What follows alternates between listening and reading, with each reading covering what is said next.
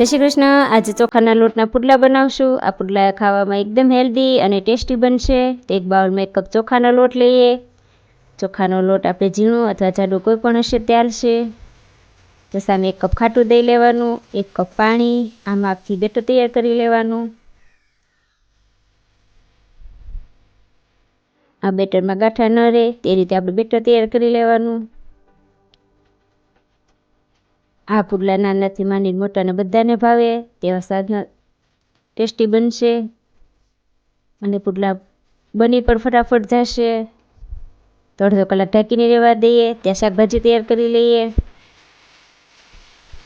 તો અડધો કલાક થઈ ગયો છે તો શાકભાજી એડ કરી દઈએ। શાકભાજીમાં તમે કોઈ પણ શાકભાજી લઈ શકો, જે તમારા આગળ હોય તે શાકભાજી લઈને બનાવશો તો પણ પુડલા એકદમ સરસ બનશે। લીલા કાંદા, ખમણેલું ગાજર, લીલું લસણ, લીલા ધાણા, કેપ્સિકમ, મકાઈ, તો મેં આટલા સબ્જી લીધા છે। તમારા આગળ જે હોય તે નાખીને પુડલા બનાવશો તો પુડલા સરસ બનશે। આદુ મરચી થોડા વધારે લેવાના એટલે સ્વાદના પુડલા તીખા સરસ બનશે।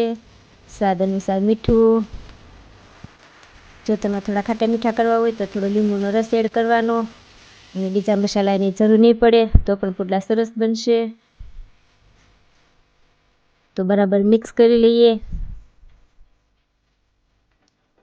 અડધી ચમચી જેટલા સોડા લીધા છે તો 2 મિનિટ આપણે એક ડાયરેક્શનમાં હલાવી લઈએ એટલે આથો સરસ આવી જાય। તો બેટર આપણું સરસ તૈયાર થઈ ગયું છે। તો આ રીતે બેટર તૈયાર કરવાનું। એક પેનમાં તેલ લઈને પુડલા બનાવી લઈએ।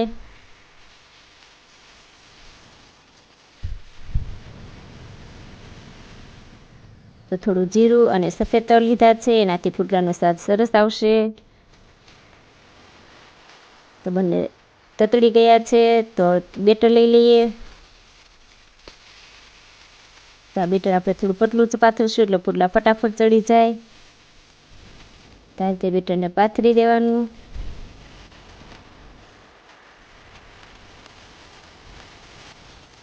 આ પુડલાને 2 મિનિટ આપણે કૂક થવા દઈશું।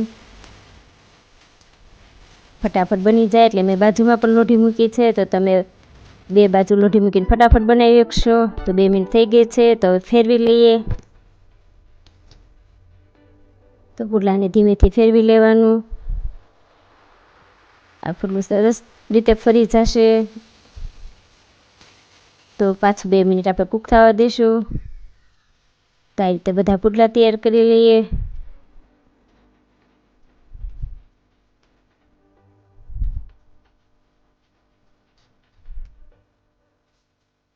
તો આ પુડલા એકદમ ખાવાની મજા પડે એવા મસ્ત બનશે। તો આ રીતે એકવાર જરૂર ટ્રાય કરજો।